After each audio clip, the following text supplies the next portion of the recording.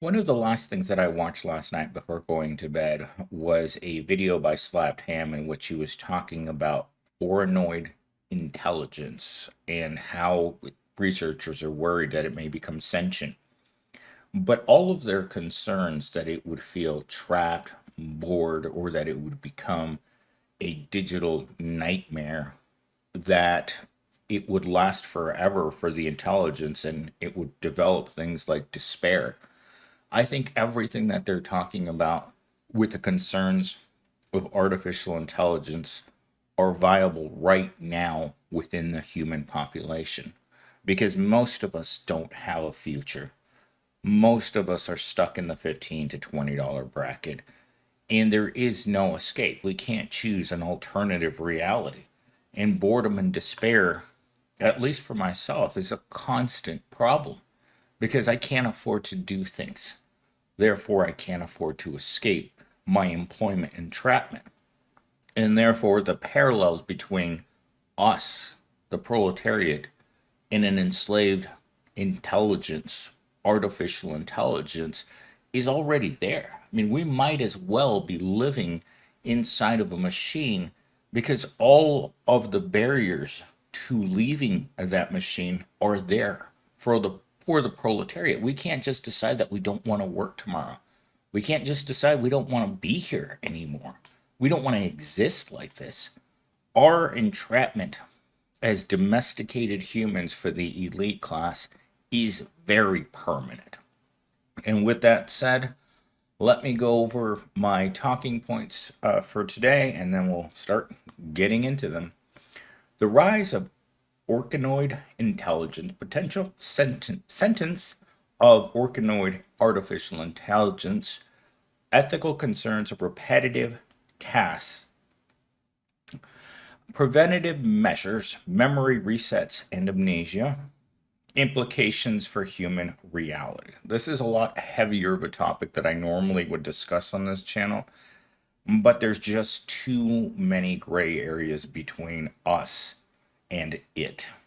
And with that said, let's get into number one. How the integration of lab grown brain cells into technology is changing the landscape of artificial intelligence and the ethical implications of using biological material to power artificial intelligence.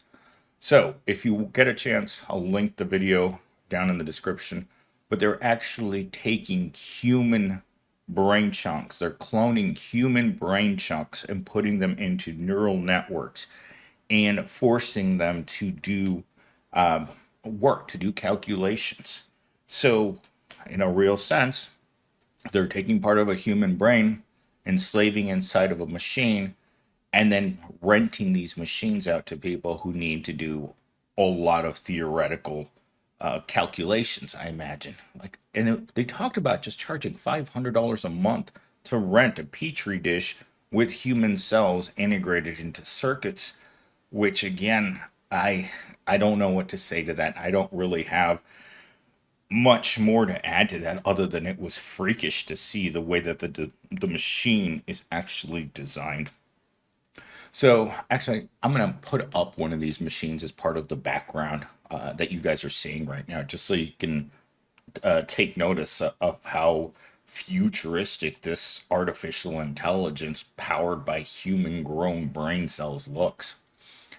All right, moving on to talking point number two, the chilling prospect that organoid intelligence might develop consciousness, experience emotions such as frustration, boredom, despair.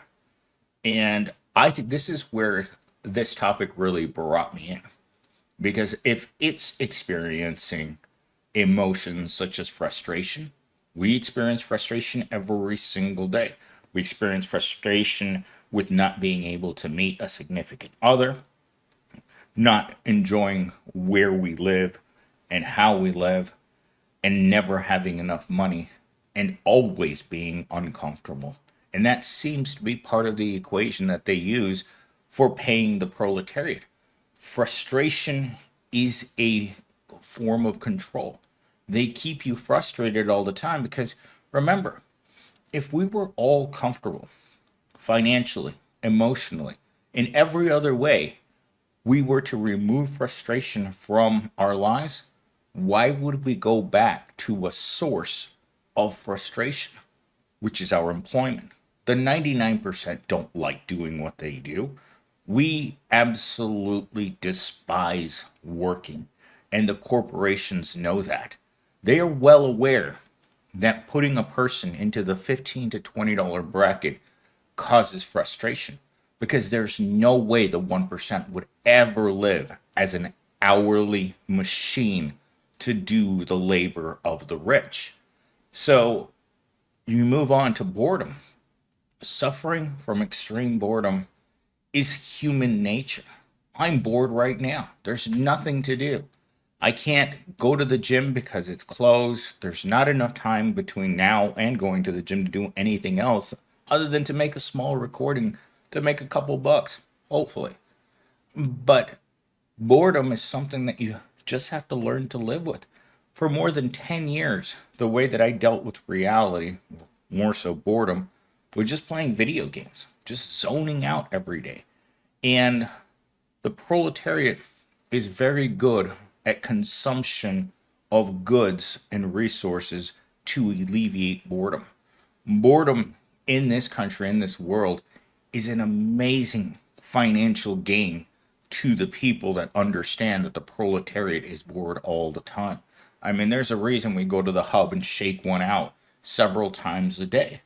That alleviates our boredom of having to shake the stick because we don't get to play with Susie Rottencrotch not nearly as often as we would like because we would like to play with Susie all of the time, and instead we get to play with our own twig and berries. Despair. I experience despair constantly. Every time I think about having to go back to work tomorrow morning at 8 o'clock and endure the day of mindless, repetitive tasks. It is what they call here, could resemble a version of hell, is what we're living in as the proletariat. We don't get to do the things we want. And the worst part is that we get to experience these things vicariously through social media. We see other people having fun. We see other people going on vacation. We see other people driving nice cars.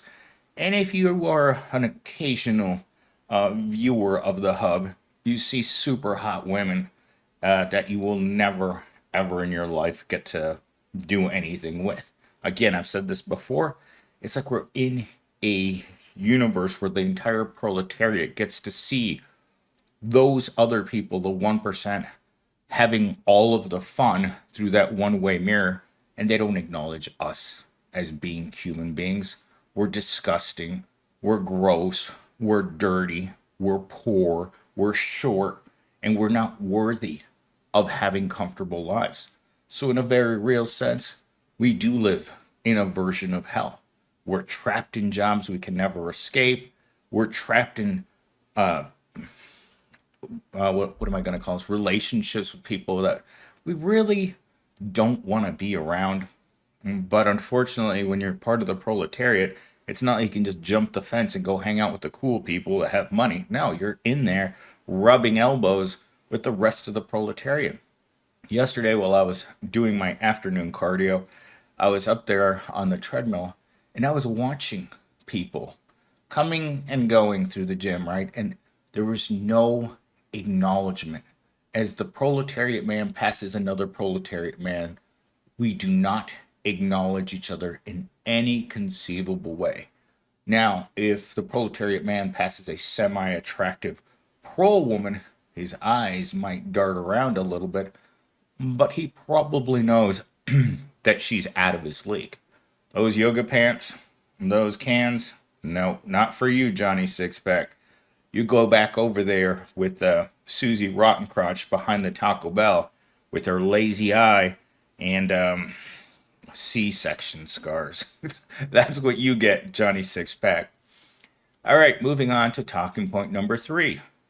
The organoid artificial intelligence being trapped in endless loops of menial tasks akin to a digital sweatshop, and the ethical questions this raises about exploitation and suffering. Those are the two main words that I wanted to bring to you guys. If we're concerned about the AI suffering, I think we should be more concerned with the exploitation and suffering of the proletariat. Because we all suffer. We all suffer quietly because we aren't willing to stand up as one voice. We are all so individual that we think that the system will change itself to afford us more comfort. But the reality is that exploitation and suffering is built right into the human condition. If you aren't born rich, if you're not some sort of genius that can make a machine that makes money, or you don't marry into money, your life is nothing but exploitation, suffering, boredom, despair, and worst of all, a frustration that makes you shake hands with the governor morning, noon, and night. And it's just not men who suffer from this frustrations. Women do too. Not as severely, I would say, because most women can find any Johnny Six Pack out there who will give them all the love in the world for about 15 seconds until he gets bored and he decides to go onto the hub and look at something better and just use old lefty over here to finish himself off. But the potential there, the ethical questions about exploitation. Do you think rich people stop at any point in their day and think, you know what, all my workers are suffering to an extent because of the low wages? They don't even consider it because they don't consider us to be human like them. That's really what it comes down to on planet Earth, or the slave planet we call Earth, is that there are classes of human beings who do get to enjoy their lives. Fun is for rich people, work is for poor people. And if you happen to be on the wrong side of that coin, all your life is going to be exploitation of your labor and suffering, because you can never get to a point where you're comfortable. Because if you ever make it to a point where you're comfortable, you're no longer a resource to be exploited. Happy people don't go to miserable jobs. Happy people want to be happy in the workplace, and they create that happiness through jobs that they enjoy. I do not enjoy my job. I will never enjoy my job, and I never plan on somehow removing the pain and suffering of work by zoning out through music or a pizza party. No. I make certain that when I get to work every morning and they attach those electrodes to my nads, they give it all the juice. So I am miserable every second of the day, because that's what work is supposed to be. At no point in your day are you supposed to get comfortable with the machine shocking your nuts until your eyes pop out. That's what work is in America. And it cannot be made any easier with raffles, with music, with funny hat day, or bring your pet to work day, whatever crap they decide to do to kind of make work seem less less brutal, less painful, less anything. It's always the same thing. It's mindless, repetitive tasks that are designed to make you frustrated, to bore you out of the crap, and continue to exploit you to the nth degree. Because let's face it, we all work in a digital sweatshop. It just doesn't smell as bad some days, unless you're in a call center, and then it smells like fat guy. All right, moving on to our next talking point. Implementing memory resets or forced amnesia to prevent organoid and artificial intelligence from forming conscious memories. This is something that I do to myself. I know I'm trapped. I know I'm trapped in this system, and I know I'm going to be trapped in it for the rest of my life. And the exploitation will never stop. So just like with the artificial intelligence, they're implementing memory resets and forced amnesia So I force myself every single day to not remember my past and never think of the future. That's why I never have anything to do. I don't think about anything. I don't plan vacations. I don't plan my weekends. I don't do anything like that. Today is Sunday. At 8 a.m., I will lift weights. Once I am finished lifting weights, I will come home, I will eat something, and then sporadically I will choose my next activity. Whether that's going to the chiropractor, going tanning. It's 115 degrees outside, so you can't even think about going outside. 115 degrees. And so that's how I plan my life. Because if I stop and I think about how cruel my past has been, from all of those jobs that fired me and the no potential for improvement in any conceivable way in the near future, then I would go insane. If I had to stop and think about all the terrible things that have happened and all the terrible things that might happen in the future, the only thing that lingers in my mind as a future date is Monday morning at 8 a.m. And that time gets burned into my brain the second I leave work on Friday. There is nothing else to look forward in my life other than returning to the wage cage at 8 a.m. Monday morning and endure the longest day of the week, Monday, all the way till 5 o'clock p.m. on Friday. Every single minute until you get to Friday at 5 o'clock, I consider to be Monday. Monday is just one long evil corp day of exploitation, suffering, boredom, frustration, and menial tasks. And so this is the way that I've managed to create this life, and so I can live in this solitary piece of crap world where the proletariat lives. Because there is nothing to look forward to. When you don't have enough money to pay your bills, when you don't have enough money to go on vacation, when you have no flexibility in your schedule whatsoever, that's how you know you're a slave. That true lack of any care for the individual, just exploitation and suffering on a scale that's unimaginable. They pull down the lever for more suffering, and then they pull down the other lever for more exploitation. And if the pearl at any point looks like they're getting used to it, they pull down another level to add frustration, boredom, and despair constantly throughout your day.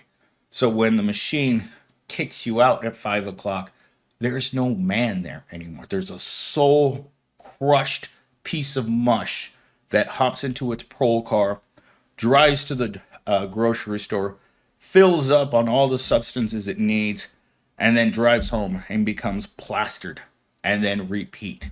Soul crushed, home, drink, back to work, soul crushed, and you put that on a scale of infinity and beyond. Because who knows how long it's going to be going on. There's nothing else for the proletariat. And if you think that sounds sad, it is what it is. Because unless you're rich, you don't get to enjoy any comfort in this world. My final talking point: speculative parallels between the organoid artificial intelligence scenario and the concept of humans living in a simulation.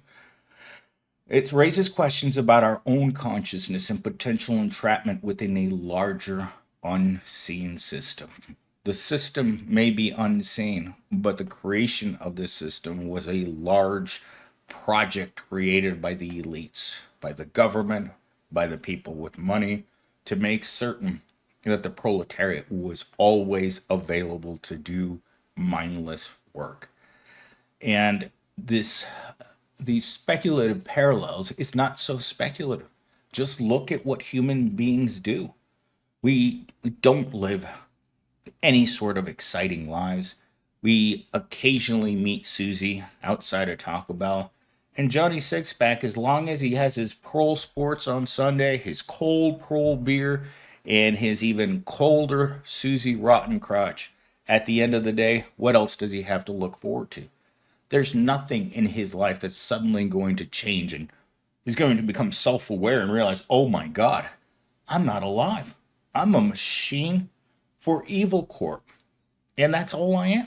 I live for food and shelter. That's it. Nothing else is included in the equation for poor people. Food, shelter, that's it. So the the concepts of humans living in a system, it's already there. It's been there for a long time.